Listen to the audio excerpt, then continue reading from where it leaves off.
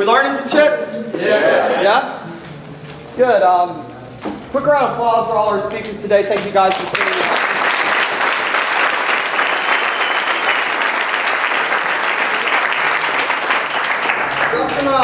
Justin asked me to talk about how to go fast. You know, how to fast track to management, how to get promoted in 24 weeks or less. Pogadajmy sobie o tym, jak być prowadzony w 24 tygodnie. I went through the field twice, once in America, that took me 24 weeks. When I was working with Justin, went back to the field again, I took 16.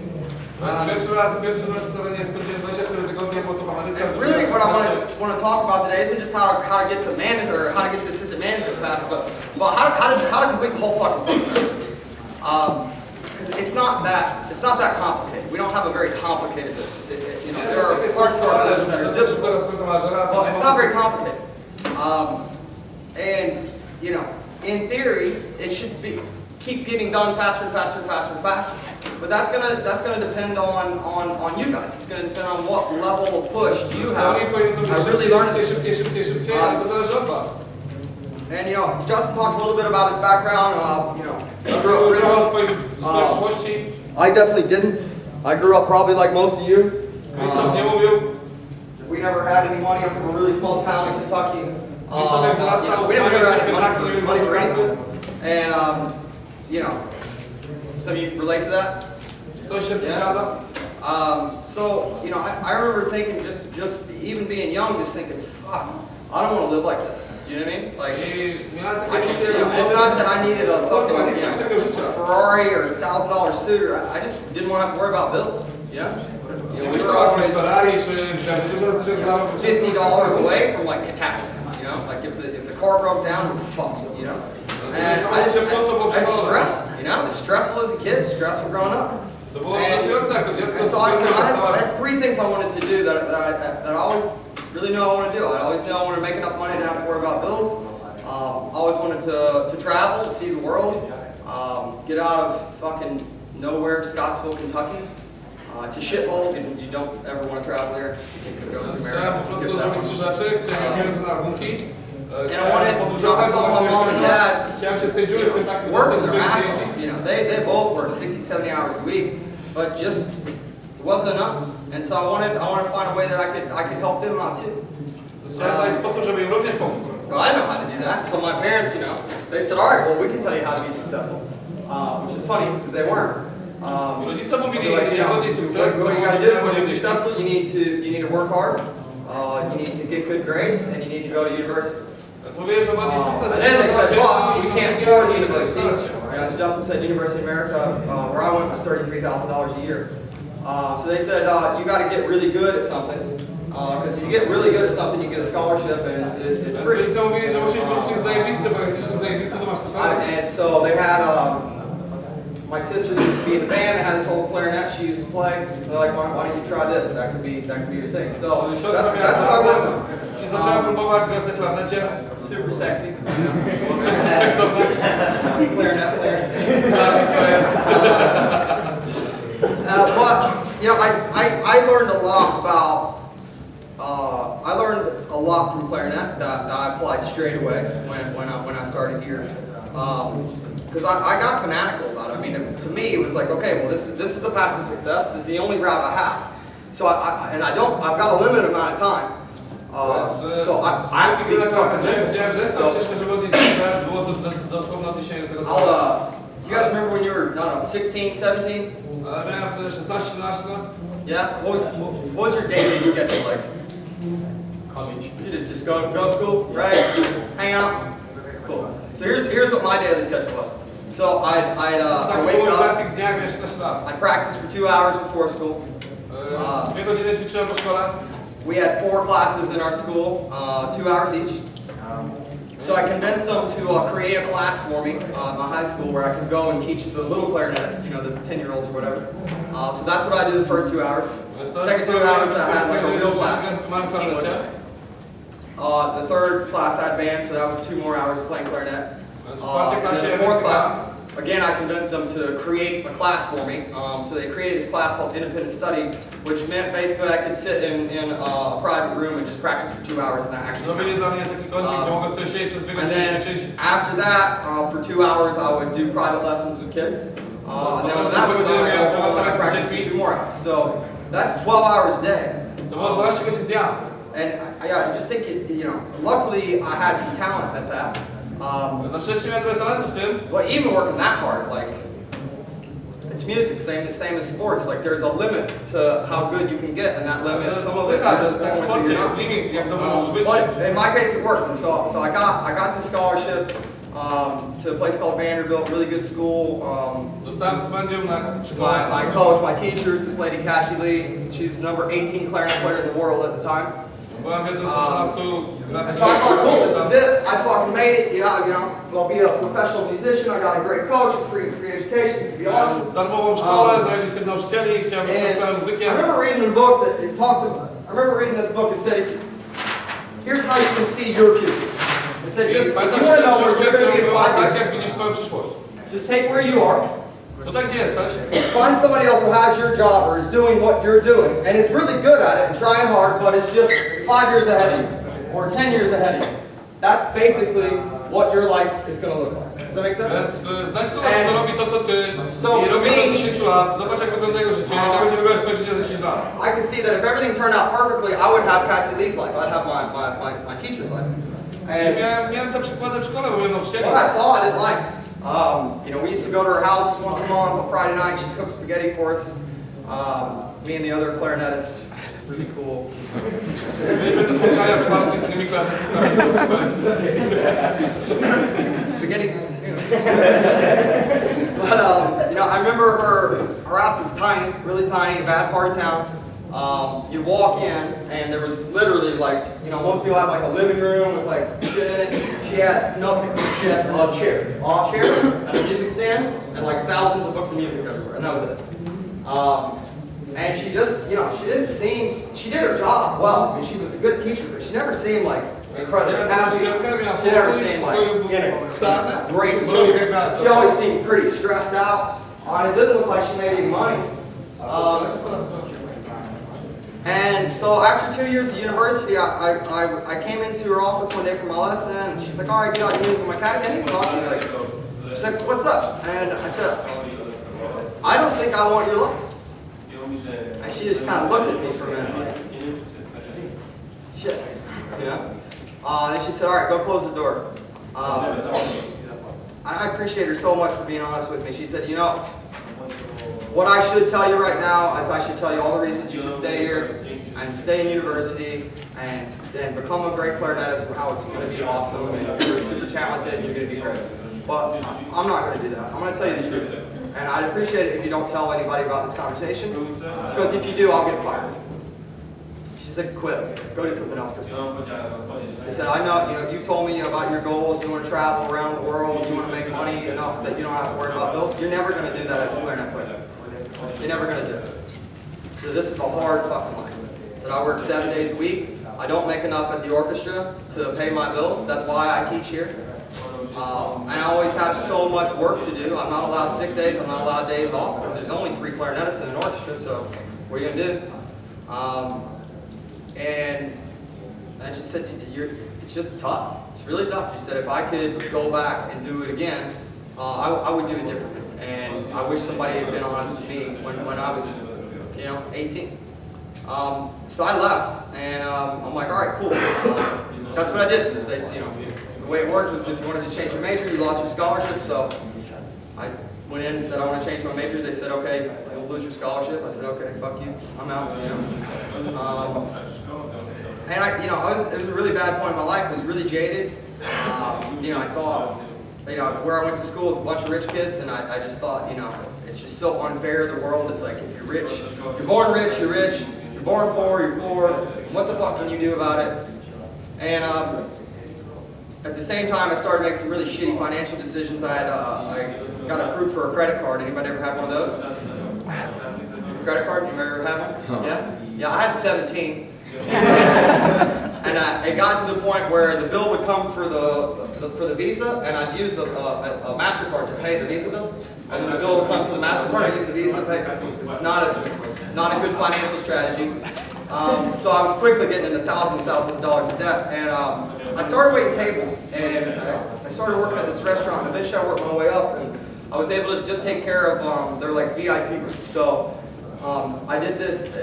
I started meeting these people that were super successful. You know, they were all millionaires. They'd come in. It was the nicest restaurant in town, and got to really build a relationship with a lot of them. And what I found, you know, really changed my opinion on money and success. Because every single one of those guys, they all came, you know, they were all different people in different businesses.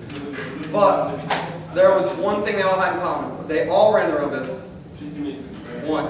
And two was every single one of them that I met was born, they came from a shit background a lot worse than mine, a lot. And so I started thinking, okay, so maybe I can change this. Maybe, you know, these guys did it. What do I got to do? And I didn't know what to do, so I just went to the library. You guys got like libraries here where you can go, or not library, but like a Barnes & Noble, like where you go buy books or whatever. You know, like the self-help section or like the business section. You know those? Like you can do it, or How to Be a Millionaire Tomorrow, like all those books, right? So I go there, and at first I just sit there and read, but then they closed. So what I did, I read the return policy, and what it was, you could buy a book, and if within 30 days you could return it if it was unread, right? So what I did, I'd buy like 50, and then I bought a huge dictionary, the biggest book they had. And so what I'd do is I'd go home, I'd read a book, I'd be really careful with it, and then I'd put it under this huge dictionary for 3 days. And then I'd go back and return it. And I did this for 4 years. And so for 4 years, I'm looking, man. I mean, I really want to change my situation. I have no fucking idea how to do it. And I'm reading, and I'm reading, and I'm reading. And it's crazy, this stuff. You read any of these books, they all say the same shit we say. They talk about attitude, they talk about learning how to do sales, they talk about work ethic, they talk about that resistance, that anybody who's super successful is going to have a ton of people tell them they're never going to make it, and a ton of, you know, nobody's going to be supportive. Like, it's all pretty much the same thing. But they never really tell you where to go or what you can do. You know, I remember just thinking, okay, I get it. I'm a yes. I want to be rich like you. So like, is the next page like have a phone number I can call somebody, like, you know, to get started tomorrow, like, you know what I mean? And so how I found this business was really just, it was so random. I was working at the restaurant, and I was manager after 4 years. And anybody ever wait tables or anything? Yeah, it's stressful, right? It's not. And so there was this girl that worked for me, Karen Bloch, and and you guys have friends that are just like, I mean, just negative. You got the negative friend, you know what I'm talking about? Like the one they call her like, hey man, you know, how's it going? And it's never good, and shit's always bad. The glass is always fucking half empty, like it's just terrible. But she was like this. She was not fun to work with. And just never had anything positive to say. And so she graduates with a marketing degree, and she goes off, and I hear she gets a job at some marketing company or whatever. And a couple months passed, and one day I was in, you know, working, it's in my bar, and I saw this huge crowd of people over at this table, and so I'm like, what the fuck's going on? Is there a fight? What's going on? And I get over there, and it's fucking Karen, the most negative chick I've ever met in my life. And she's sitting there, and she's selling our shit to all these people in the bar, all these random fucking people, and she's excited, and she's muttering. I'm like, what the fuck happened to this girl? So I go inside, I'm like, Karen, like, what happened to you? She's like, what do you mean? You know? And I'm like, no, like, I don't mean to be rude, but you're kind of a negative bitch. Like,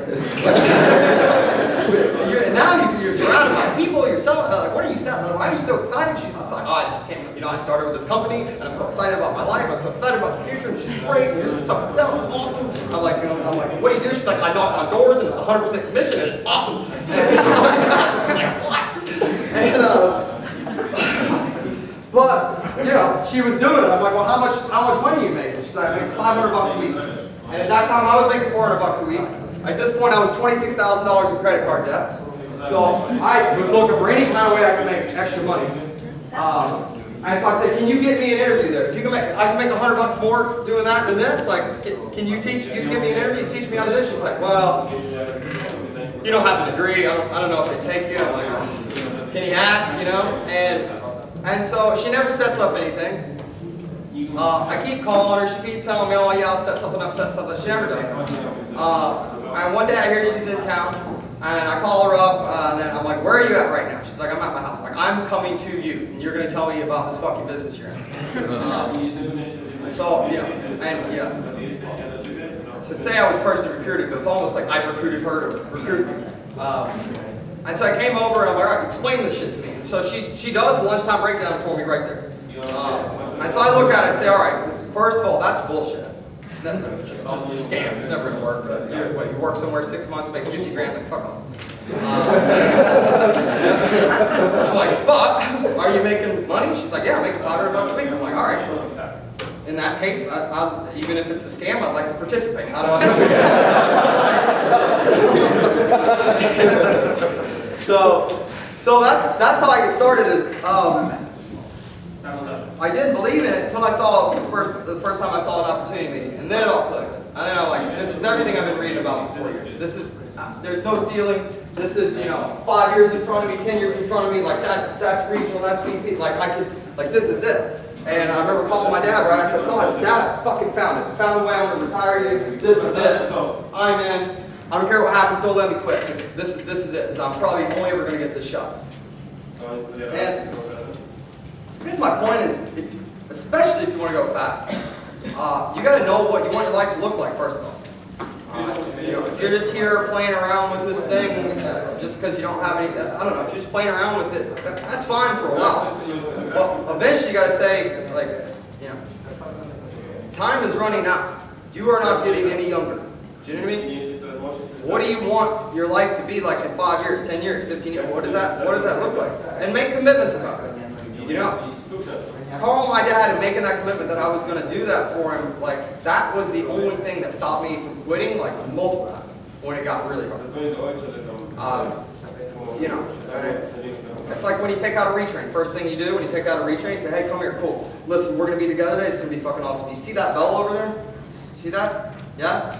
The first thing we're going to do when we get back tonight is ring the fuck out of that bitch. Cool? Right? Why do you do that? Because it puts pressure on you. It puts pressure on you to perform. Because now you get to feel like shit. I really have to ring this up, right? And so the second point is that once you decide what you want your life to look like, you got to be willing to work your ass off to get it. And it's just not going to come any other way. No millionaire I've ever met said, "Oh yeah, it came easy," or "Oh yeah, I never had any challenges." No book I've ever read about any person successful in any field has that story. It's going to be hard at some point. You're going to get your ass kicked at some point, and you got to be willing to just work your ass off. And Justin said before, if you're not ambitious, we can't help you. If you don't have a work ethic, we can't help you. So there's a few things that would disqualify you already. So if you're a person that is late, you don't qualify. Like, it's not that hard. It's just work ethic. And late here means that somebody else was here before you. When I went through the program, I opened up the office with my manager every morning, and I went to sleep after he went to sleep every night. I don't know any other way to do it fast. If you miss days, you don't qualify. You just don't. You don't qualify.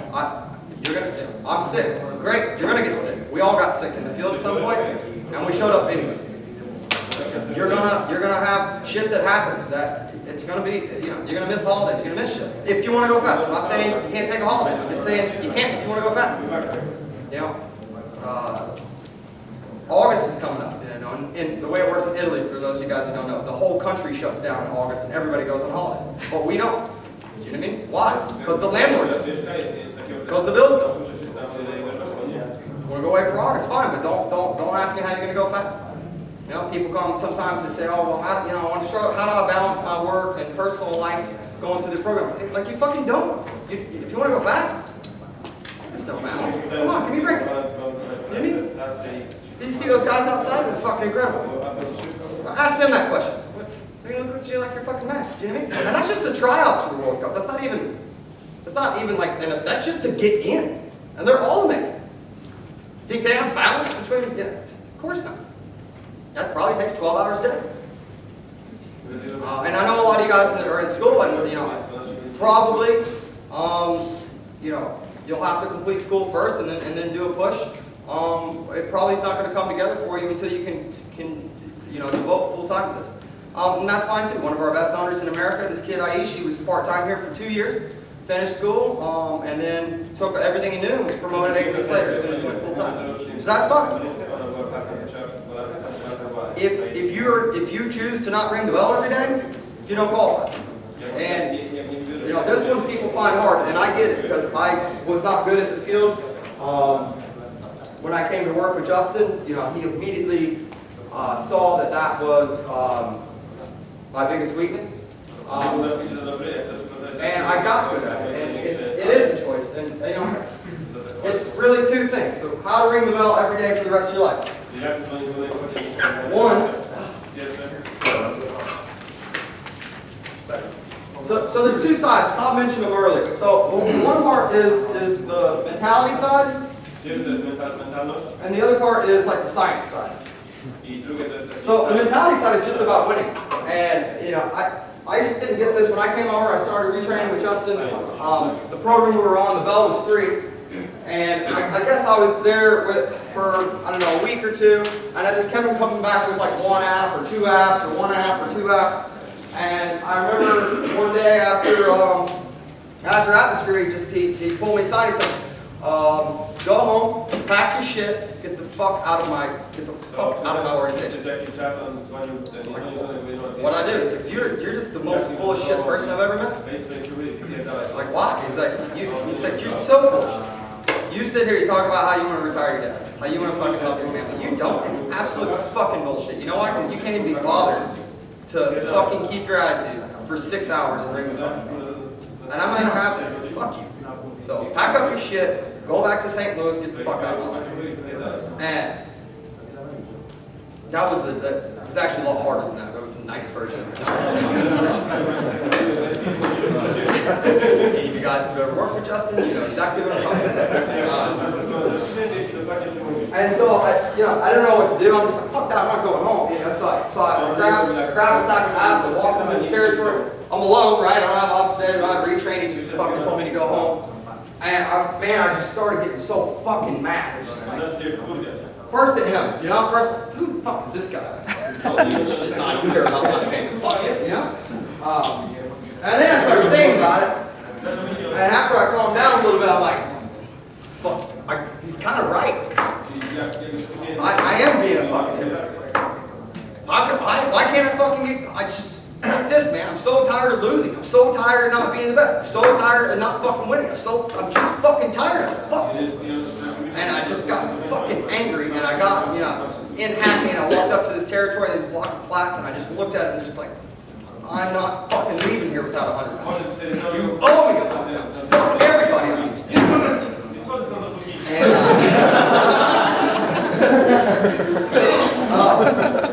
The most I've ever done is 2. I did 5. Just on that. My pitch didn't get any better. I just wanted it. And so I got back to the office, and I'm still so pissed at Justin. And so I got my apps, waiting for settle ups to come, and what I want to do is I want to come in and just walk up to him and throw him in his face. I am the 8 steps, And so it comes time I'm working myself up. I'm gonna fucking be mad. So comes time, sorry Christoph, come on in, I walk up.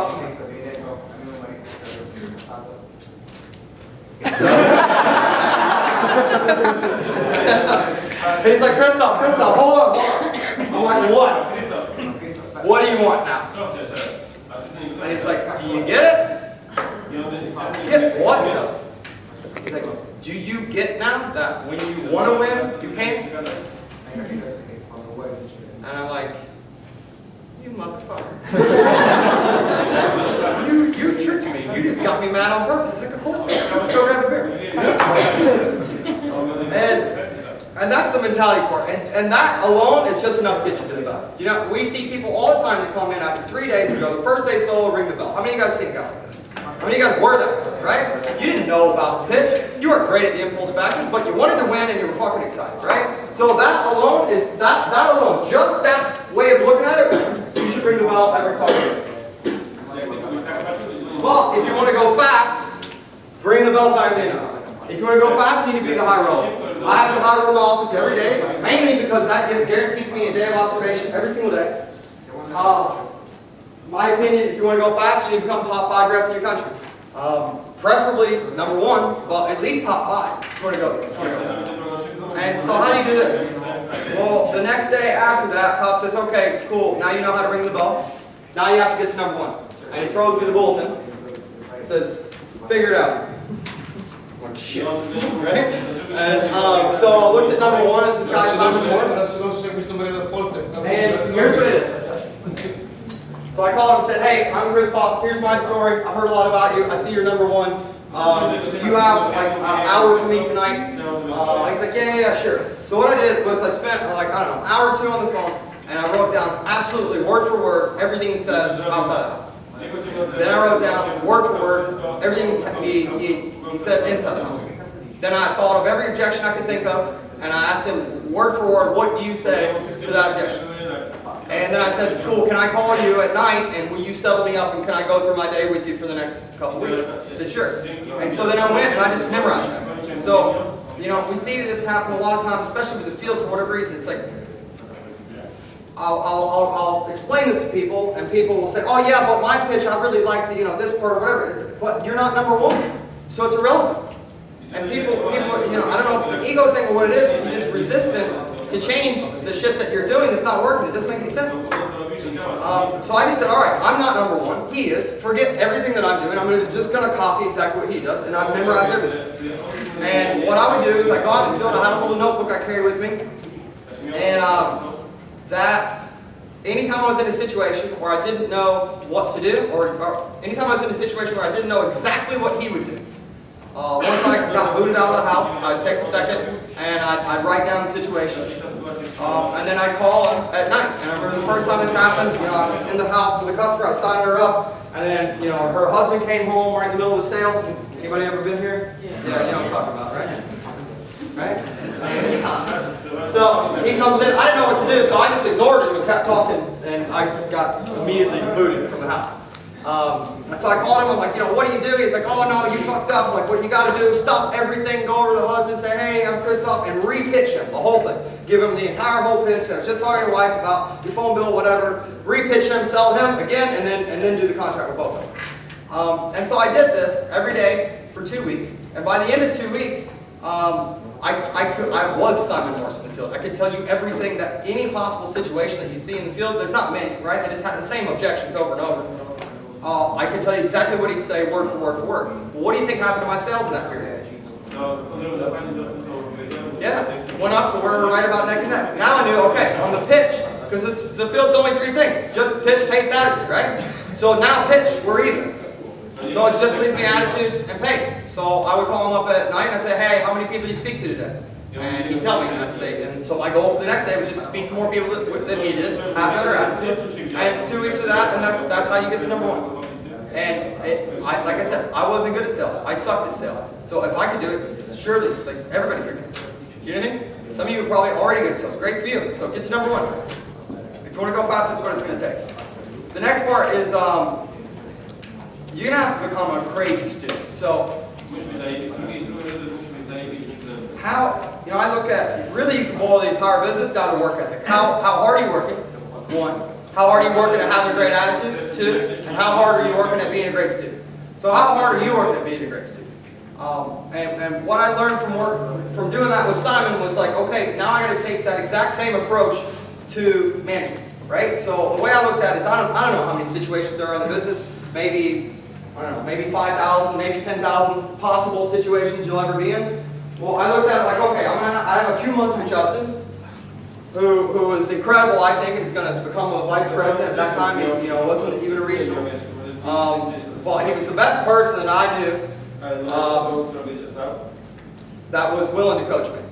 And I looked at it and I said, okay, if I come in here and I spend whatever it is, 4 months, 5 months, however long it's going to take, and I leave and I don't know what he'd do in every situation, then shame on me. Then I'm being cheap too. Then I'm not making the most of my time. I'm probably never going to have another opportunity to work with him in the same building ever. Like, he's probably not going to run an office very fucking much longer. Do you know what I mean? And so take advantage of that. It requires no creativity. And, you know, Justin wrote up those phrases like yeah, but, and all that stuff for a bad student, right? Well, I was thinking about that as he was saying it. Like, here's the shit that I said. Here's the three quotes that I repeated the most when I was on a retrain with him. Number one, what would you do in this situation? And it's important also not to just do what your coach tells you, but to understand why and understand his thought process. So what would you do in this situation? Number two, explain that to me. So instead of saying, yeah, but, I just say, okay, cool, I'll do that. Can you explain it to me so I understand? And number three, you're right. I'm sorry. I'll change. Cool? That's pretty much everything I ever said to him. I don't think I had like 3 sentences in 4 months. That was pretty much all. That's all we went. What's up? You're right. I'm sorry. I will change. And the way I look at it is like, if someone makes more money than me, then they're automatically right. If we're talking about, you know, if we're talking about business, if we're talking about making money, if they make more money than me, they're automatically right. Do you know what I mean? And I looked at working with my coach, like, I don't know, if you wanted to start a computer business and Bill Gates flew in and was willing to spend 8 weeks with you and teach you how to do a computer business, would you question him? Would you say, oh, but I think it should be done this? No, of course not. Well, what's the fucking difference? There is no difference. You haven't graduated the program. Your owner has. So, and I get it, like passing, great, but right now where you're at, that's what you got. The next thing I have is find the best coach that you can. And it's a little bit about working with the coach. Like, for most of you guys, your coach is going to be your owner, and that's great. Hopefully, again, if you want to go fast, especially in the program, your goal should be to pass your owner. So who should, you know, sometimes you ask me, who should be my coach? Here's the answer to that. Whoever makes the most money, that has the biggest team that's willing to give you their time. And, you know, sometimes I see some of the guys working with Justin now, they're giving it some of these, you know, resistance, and I just think, fuck you. Like, do you know what I had to do to work with that guy? Do you know what I mean? Like, he was in London. I met him, I don't know, I'd been in the business 3 or 4 weeks or something on a road trip. And I asked him then if I could come to London with him. He said no. I said, what do I have to do? He said, you have to get promoted and go run the number 1 office. So I did that. I got there, run the number 1 office, called him up, said, okay, now I want to come. Then they still made me promoted assistant manager. They made me save $25,000 myself. They made me put $15,000 in my assistant manager's bank account. Just to get over here, just so that I could go from making $5,000 a week to fucking $400 a week back to the. Do you know what I mean? And you get like, that's what I had to fucking go 3,000 miles to find me to work with that. So get excited about it and don't question it. Somebody makes more money than you, they're automatically right. Another thing, maybe there are stylistic differences and maybe there are some things you'll do different when you're an owner. But when you have a coach, it's simple. When you have a coach, you got to do it their way. Find out why. They figure out their thought process. Do everything their way. Figure out their thought process. If you eventually work your way up and you have a new coach that makes more money, that's investing time with you, then do it their way. But also ask why. And then one day when you're a vice president, then you can pick. And you can say, well, what makes the most sense to me? This way I learned, this way I learned, or this way. But you don't qualify yet to break the rules. Do you know what I mean? It's like learn grammar before you start taking poetic licenses and using sentence fragments. Do you understand? You gotta learn the rules before you break them. And this business is just, you know, if there's one thing I can say, the biggest thing, how to go fast, the biggest thing that I think I did different from most everybody else is I looked at it and I said, I have to have zero creativity. I don't have to do anything. Like, the business is so simple. I don't have to come up with answers. I don't have to stress out about what to do. It's really fucking simple. I have a problem. I go to Cobb. I said, what would you do here? And then I just do it exactly like he said. And the great part about that is there only two things can happen. It works, juice, that was easy, right? Or it doesn't. If it doesn't, it's his fucking fault. You know what I mean? So now I can come back to him and say, hey, I did exactly what you said. It didn't work. What do I do now? And now he's really got to fucking, you know what I mean? Now he's, even if he's got to get personally involved to fix the problem, he'll do that because it's on him. The impetus is on him to have that information. All right, I got like 16 random things, not random, but 16, I guess, traits or qualities that you'll need to get great at if you want to go faster. Number one, you have to bounce back quickly. You have to recover quickly. So sometimes shit is going to go wrong. Cool? You have to recover. If you have a day where you don't ring the bell, you can't have two. You know what I mean? If you have a day where you go, you don't ring the bell, don't ever fucking do that again. Bounce back. You also got to bounce back from coaching. You know, a lot of your coaches, all those conversations are not going to be nice. But you need to get to a point where, you know, working with Justin, it got to the point where I'd be in the middle of running an impact for my team or something. He'd pull me out. He'd absolutely obliterate me about something. You know, just obliterate me. And then he'd say, all right, now get back in there. And then I have to get, you know, I just got destroyed. I just got mentally raped, you know. and I have to go right back in and like be the most positive guy ever. But that's just what you have to do. You know what I mean? And this isn't just common to us. This is common to all successful people. You know, it's a weird analogy, but you guys know Katy Perry?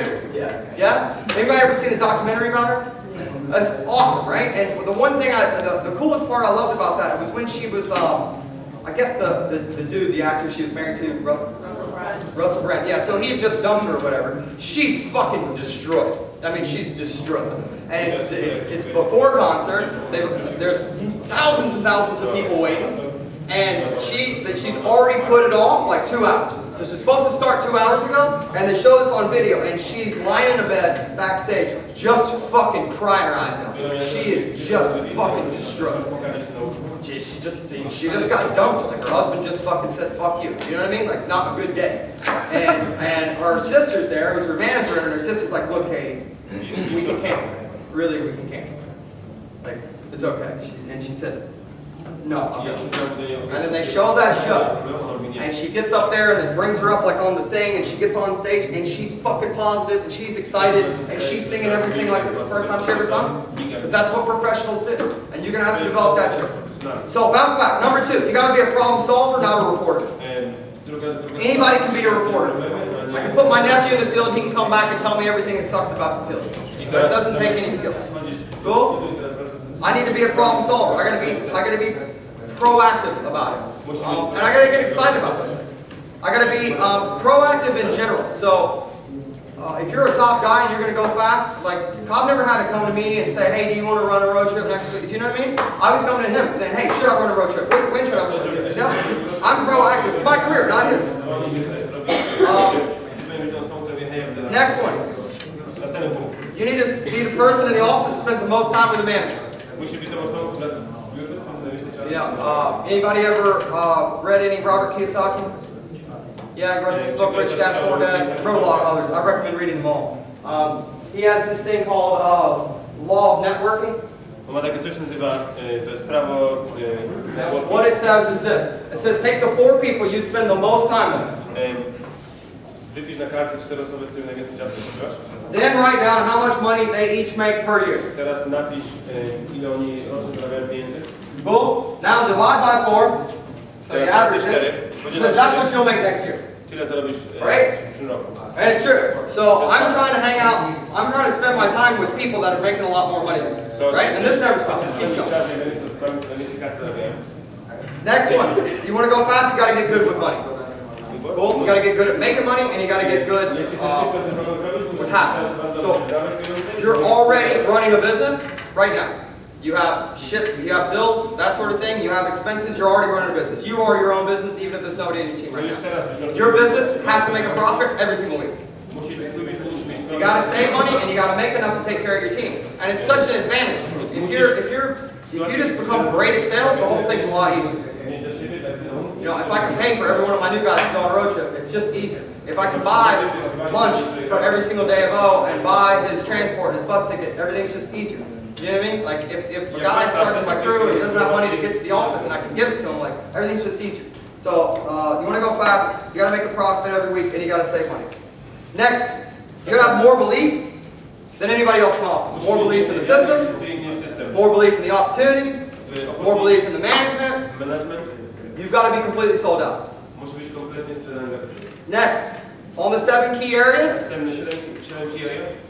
so retraining, observation, all the 7 key areas, you have to either be the best person in your building at those key areas or rapidly becoming the best in the areas. Does that make sense? So when I start out to learn observations, you know, the real thing we're trying to teach you guys, we don't really care how many people are on your team right now. It's pretty irrelevant. What does matter is 6 months from now, are you the best person in your office at observations? Are you the best person in your office at retraining? Are you the best person in your office at the field? That's what matters. Because once you get those, you can build as many teams as you want anywhere in the world. Next, you need to network with people outside of your office, have colleagues, know the high rollers on the campaign in other offices, know the other people that are getting promoted. This is a great, this space that we're in right now is a great opportunity for you guys. So we're going to have a cool event tonight. Don't spend time with the people that you came here with. You already know them. You can go back and talk to them. Go meet all these other people. Why? Because in 6 months, if you get promoted, a portion of this room is also going to get promoted. If you know them, now that's a person you can call. You can bang ideas off of. You can compete with them. You need a road trip, they can send you one. All kinds of shit. But you got to be networking.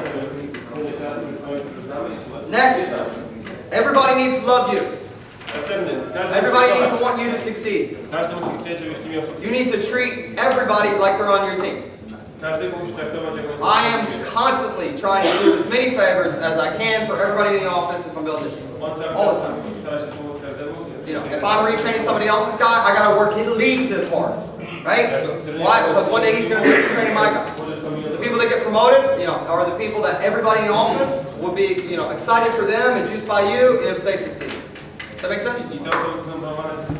All right, everything that Jesse went through, you have to actually have those conversations and do it. Say again? Everything that Jesse went through and her topic, critical conversations, you have to have it. You have to do it. To, co Jesse mówiła wcześniej, co miała, musi dokładnie to. Next, you have to have integrity. If you say you're going to do something, you have to do it. Następna rzecz, jeśli coś mówisz, you can't back up. Musisz zrobić, nie ma szans. Next, you need to have a reason to do this bigger than yourself. I had a really big step 7 with my dad. That was just, I knew it was going to make me work harder and it was something I wanted to do. Have something big like that that's more than just a material thing or something like that. Have a big reason why you're doing it. When you talk, you only ever talk about the shit you can control. You don't talk about anything else.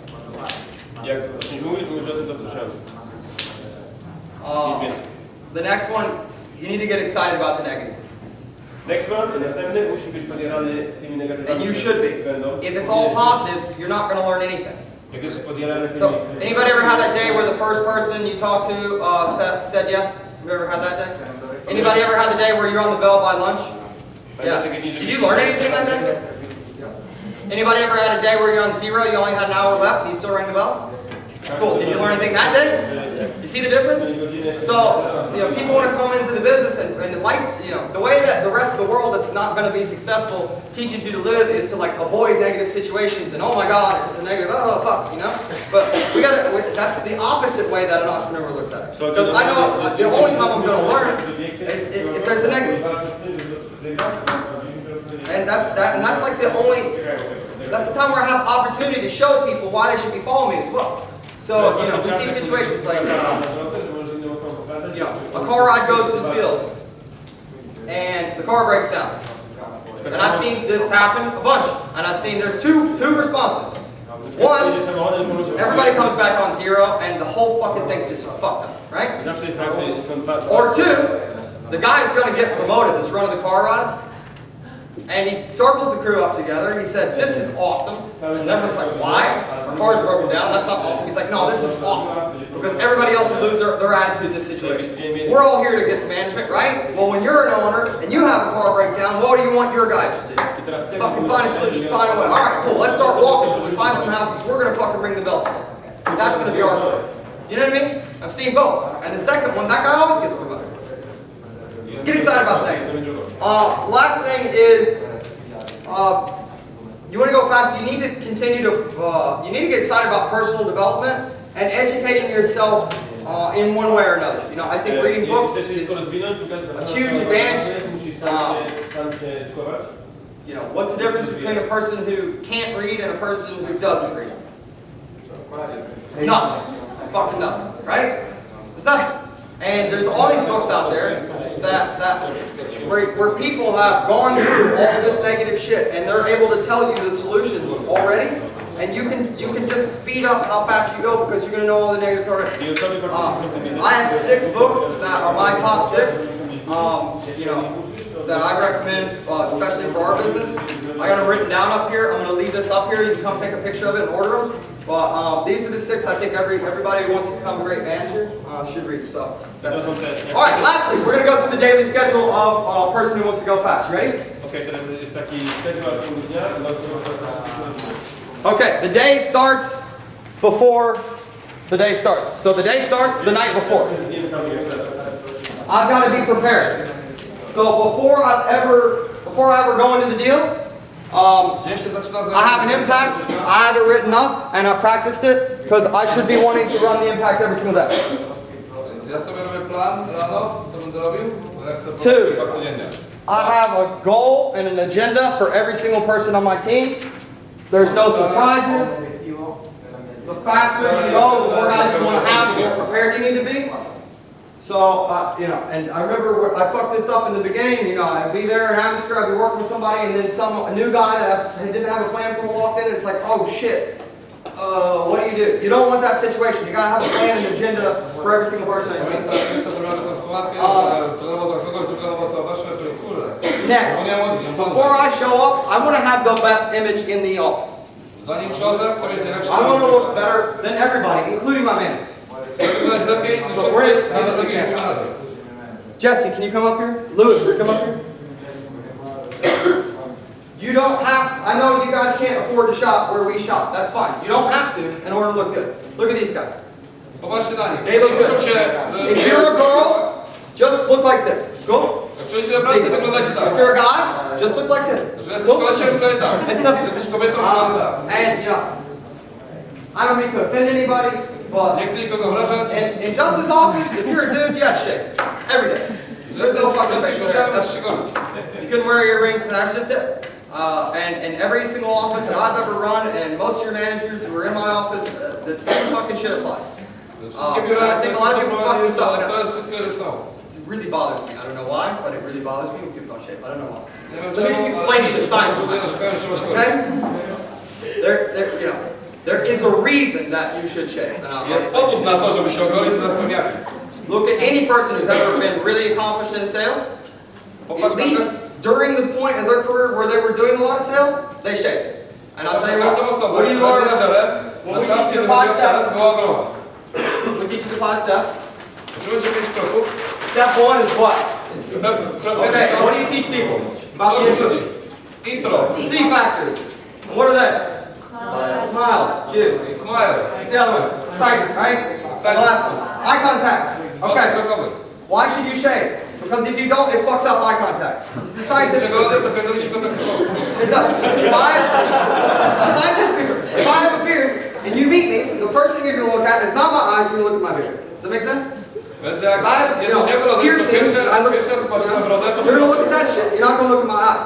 And this is you guys know, about the American presidents, when we run for president, it's like a huge fucking big deal. They spend billions of dollars on advertising and all this.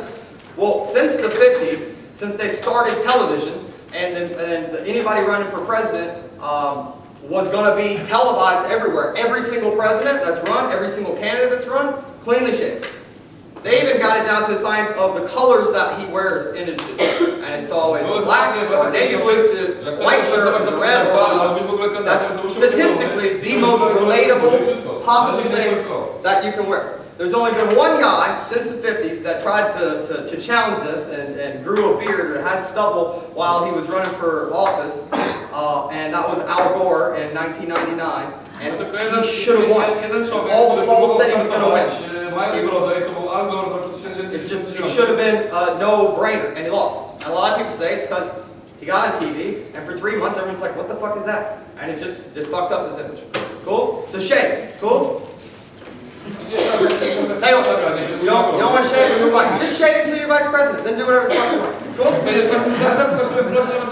Alright, I have breakfast in the morning. What am I doing during breakfast? Breakfast is for things that are going to help me or someone else that day. Cool? We don't have 2 hours to break down really extensive stuff in breakfast, so usually it's 15 minutes, 30 minutes. Here's the kind of things that I would do for breakfast. I would sit down with a guy that did more sales than me, so that I can learn how to do more sales. I would sit with my new, maybe my new starter, my new distributor. Maybe I'm sitting down with the leader on my crew that's got his first start coming in today and explaining to him how to do the first day breakfast. Stuff that we're going to use that day. Okay. I walk in the office. I go to the leaders meeting. The first thing I do is I take my impact that I've written. I put it right in front of my manager. Why do I do that? Because no one else fucking is, right? Everyone else is super lazy. And this gives my manager an excuse to give me an observation every single day. I'm the only one motivated enough to fucking back something up and put it in front of me. Number 2, I want to be running the impact every fucking day. And I need as much help as I can at getting grading books. So I want him to look that over and hopefully pull me aside in the middle of atmosphere and we go through it and he'll coach me up for 30 seconds or 2 minutes on what to talk about after you're ready. Cool? So that's how the day starts. In the leaders meeting. I am the most excited, most engaged student in the leaders meeting. Now I know all you guys. What you're going to find is sometimes we run the same leaders meeting over and over and over again. Maybe we're talking about observations and maybe in 3 months we'll talk about it again. My attitude is if you're not running the leaders meeting yet, you need to hear it. Does that make sense? If you're not promoting yet, you need to be taking notes and learning it. There's obviously something to it. Number 2, I want to have a notebook. I want to have a notebook that I keep for meetings and notes. So when I went through the program with Justin, I bought these little, the little moleskin deals. I think I went through, 14 of them or something in 4 months. But it was awesome because then when I opened, I had every single meeting he'd ever run. I had every single leader every single impact he'd ever run. And so when it came time for me as a manager to say, okay, I want to run a leader meeting on this topic, I just look through it and what he did. All right. Atmosphere starts. I don't leave atmosphere. Idiots leave atmosphere. I don't leave atmosphere.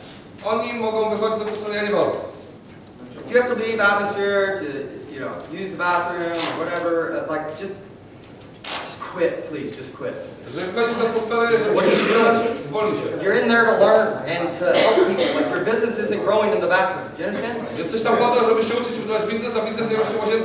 We have a rule in my office, you're only allowed to leave atmosphere if you are on fire. Cool? So if you catch on fire, it's okay, you can leave atmosphere. So I'm in atmosphere and I'm running it. Right? I'm running it. I'm the most engaged person. Because I'm the high roller, I'm really fucking effective. And my goal is that whoever I'm working with that day, they're going to go out that day and they're going to have the best day in sales that they've ever had.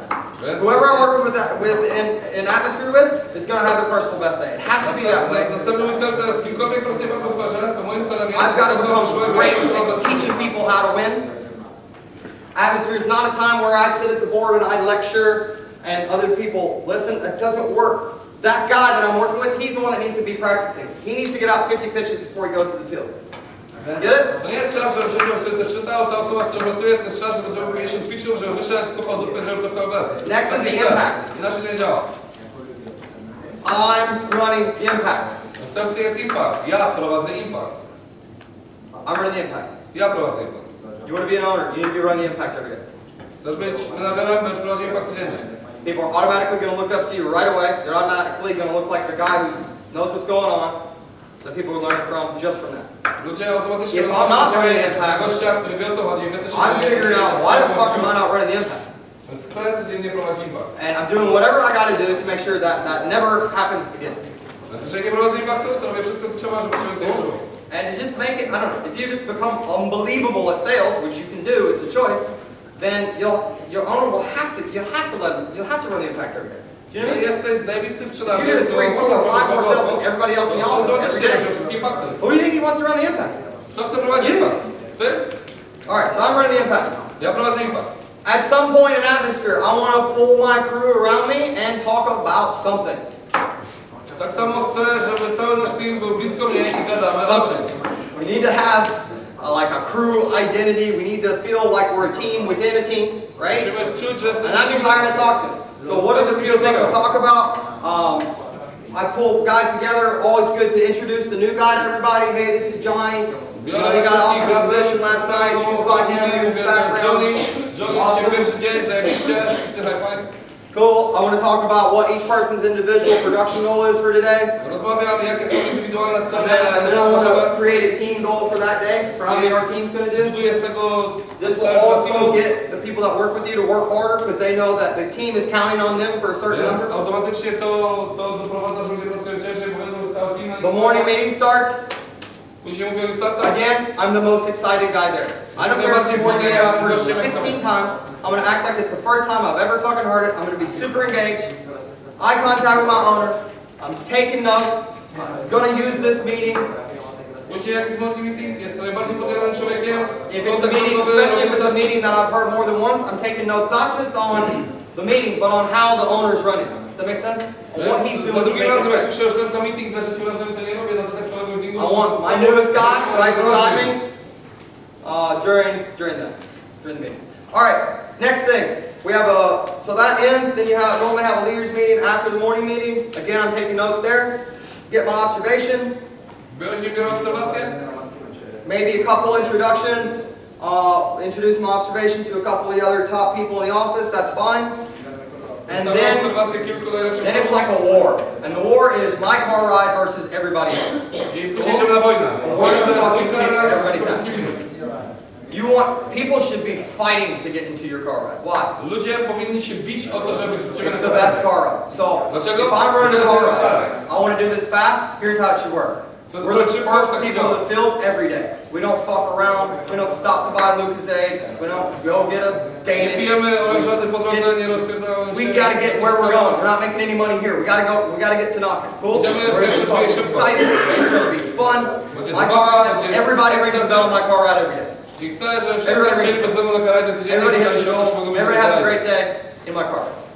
Now, part of what I gotta do to make sure that happens is get great at the fucking field so that I can be on the bell by 6 o'clock and I can get over to anybody else in my car ride who's struggling and get them up to the bell.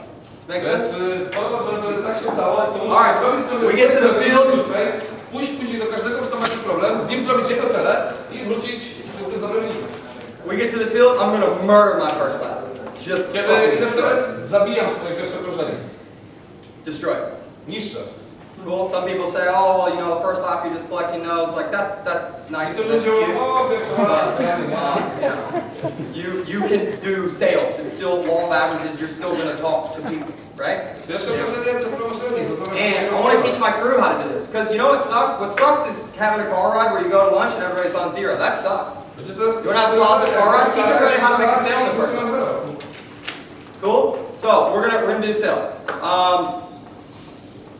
With my ob, if I have an ob, again, I'm obsessed with how good am I going to get an observation. So everything I'm going through with him, the script, the company history, all that's got to be the best in the office. Wszystko, co robię z obserwacją, musi być najlepsze w biurze. If I have a retrain, he has to fucking win today. Jeżeli mamy retraina, on musi dzisiaj Here's wygrać. what's going to happen if I have a retrain. To musi być He's going to come back, he's going to be more confident than he was this morning.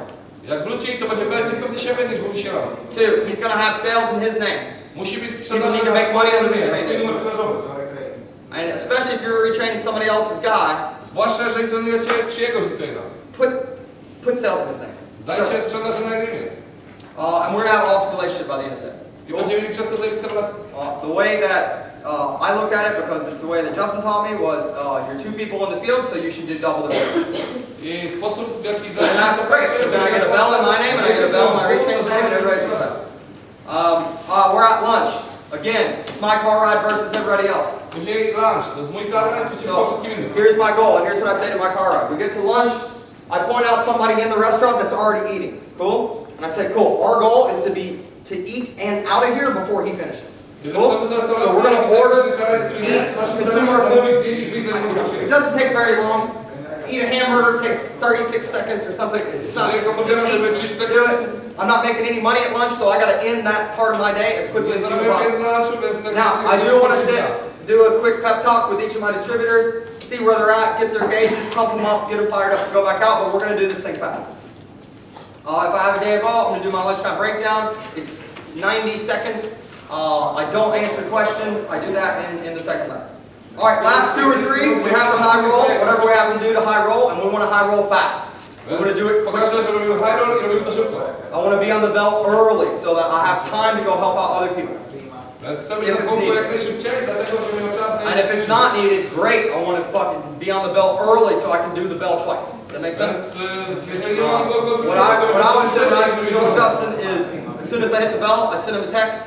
I'd say ding. And then that way, whatever time it was, that kept me accountable. Because if it was on the bell at 6, if I came back and I still just had the bell, he was going to kill it, right? Because he said, what the fuck did you do last time, right? So I would do that just to keep myself accountable to know that I got to keep pushing even though I'm on. My car ride back, we're having a blast. It's like celebration after you win a big game at sports or something. Like we're just having a fucking, it's awesome. I'm sitting individually with each of the distributors. I'm going through their gauges. I'm checking their applications, make sure they're right. Well, it's for me and the distributors and the retrains, we're having a party. Cool? What are the days ago doing? The days ago are shitting themselves. Cool? They're nervous as fuck. And here's why. I don't, you know the questionnaire? I don't ever prep anybody for the 8 steps or the 5 steps or any of that until we get on the train. When we get on the train, I say, oh shit, you gotta take the questionnaire. I completely fucking forgot. Oh my god. Here, you have to have all this memorized in order in like 12 minutes. Cool? So he's sitting over there, and he's also seeing me having a party, and he wants to be a part of this. Does that make sense? So that's my car ride back. When I get back to the office, I have 3 responsibilities. And you gotta be crazy about these. Number 1, in the lobby.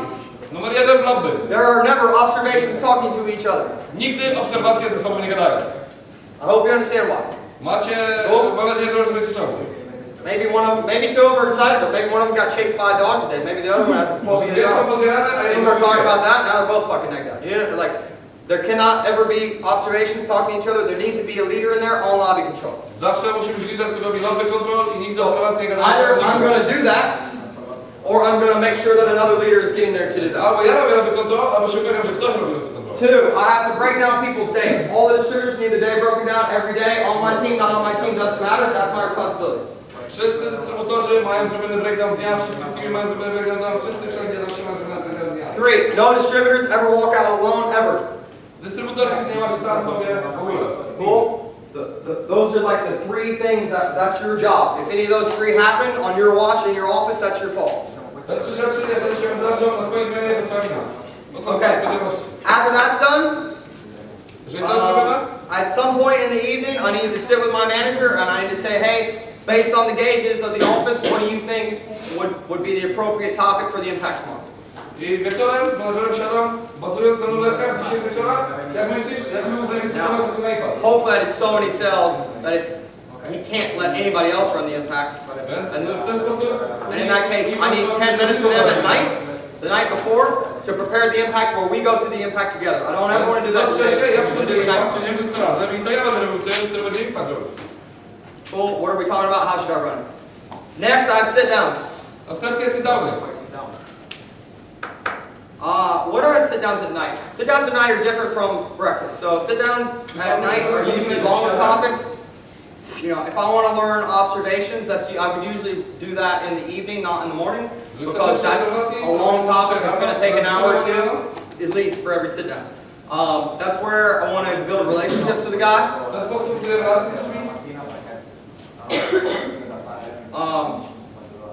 You know, there's relationships are built outside the office. There's a bunch of shit that a guy's never going to come to an atmosphere around a bunch of positive people and say, oh man, my mom's really decked out. Can you talk to me? Do you know what I mean? So I've got to do that. I've got to do that over beers. So I'm always getting a dinner every single night. I think for the first, I moved to London, and then I think for the first like 130, it was like 135 days before I had one night where I didn't do a sit down with a guy. You got to do a sit down with a guy. All right, what are those sit downs? One, I'm either sitting with a manager learning about what I'm working on right now. O tym, nad czym teraz pracuję? Two, Dwa, I'm sitting with a guy who is better than me at the key area that I'm working on right now. siedzę z gościem, który jest lepszy ode mnie w obszarze kluczowym, nad którym się teraz skupiam. Or three, and this is the best case scenario. Albo trzy, to jest najlepszy scenariusz. It's me, To ja somebody that's on my crew, i ktoś ode mnie jest. and we're sitting down together with preferably a manager or somebody really amazing at that topic, and we're both learning. Siedzimy razem z gościem, który jest zajebisty w tym temacie, albo z menadżerem. I would be relentless with your manager about this.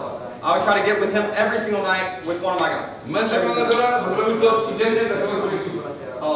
When I have a guy start, when we fill out his rhino sheet for his first week, one of the goals is always get a sit down with the manager this week, and then I will go with him to ask the manager, and then we all sit down. And this is where I learn how to talk to people. When I'm sitting down with him, I'm learning not just the questions that we're asking about, but I'm learning how the manager is relating with the guy, what he talks about, what he doesn't talk about. Like that's, you know. I was going to have a 12-hour day by myself. It wasn't exactly decent with people, you know what I mean? Like people kind of freak me out. So I had to learn this, and you know, I learned it from sitting down with a manager. All right, after that, that's when I call somebody from some other office and I network. I read a little bit. I write my impact. Piszę swój impact. And hopefully at that point I'm just absolutely fucking exhausted. If I'm not, I mam I'm nadzieję, not że w gonna tym momencie jestem tak wypompowany, że nie mam kogo się na Cool. Sleep, wake up, do it again. Pisz, wstajesz, robisz to znowu. Do that 8 weeks in a row, you're promoted. 8 tygodni z rzędu jest wypromowany. Simple. Wszystko. You know, I never seen anybody, you know, like I said, Justin came from a completely different background from me. If you look at all our vice presidents, we're all from really different backgrounds. Wszyscy vice prezydenci, Justin i Christoph, wszyscy It pochodzą doesn't z matter. innego środowiska. We don't care what race you are, we don't care your background, we don't care if you're a boy or girl, we don't care what Czy country jesteś you're from, chłopakiem, czy we don't dziewczyną, care how much młody, money you stary. have, we don't care what your uncles do for a living. Nie None of that. interesujemy, co robią wasi wujkowie, dziadkowie, Care what babcie. you do. And I've never seen anybody give this thing 100% and not get promoted, ever. Nigdy nie widziałem kogoś, kto dał z siebie 100% i został promowany. Nigdy. And, you know, unfortunately, you guys are all, you know, super exciting, and, you know, I'm talking with a lot of you guys last night. I tell you, I'm really impressed, really impressed. You know, guys coming up to me, I'm like, fuck, that guy's so much more excited than I was when I started. To another guy, fuck, he's amazing. Fuck, that guy's a fucking people magnet. Ci ludzie są dużo bardziej podjarani niż ja, bo ja tu byłem And najlepszy. it's exciting. To jest What super, to sucks jest sobie ekstra. is that we'll do another meeting like this in 6 months, Zrobimy następny meeting tak za 6 miesięcy. and a third of you will be promoted. I 30 z was będzie promowany. A third of you will still be in the field because you didn't apply. Jakaś część z was będzie dalej w terenie, And a third of you will not be here at all. You'll have quit because. a jakaś część nie będzie tyle dobra i odejdzie. And you know that's just reality, but I think it's unfortunate because it doesn't have to be. Taka jest rzeczywistość, ale tak się dzieje. You know, if you guys could spend a day in my brain or a day in Cobb's brain, Jeżeli ktoś mógłby spędzić dzień w mózgu Justina albo w mózgu Christopha, I can't. Yeah. I spent my whole life being broke. I can't tell you what it feels like to wake up in the morning and know like bills paid, done. I don't even pay bills. My accountant pays bills. I don't fucking look at them. I don't touch them. I don't deal with them. Ja będę tylko swoich Family needs money. I send my family money every single month. Regular fucking direct deposit, automatically done. You know, I want to get married one day. If my wife doesn't want to work, she doesn't have to. Wy ożenisz się i że będziecie pracować, I hope some of you guys probably know Justin. And, you know, I spend a day with his family. Fucking hell, it's sick. Spędźcie dzień z jego rodziną, And zobaczcie. if it was half as good, and I made half as much money, and it took me twice as long as it did, it'd still be the best fucking opportunity I've ever seen in my life. Gdybym był w połowie tak dobry jak Dustin i połowę teraz zrobił co Dustin i zajęło mi to You guys have fun today?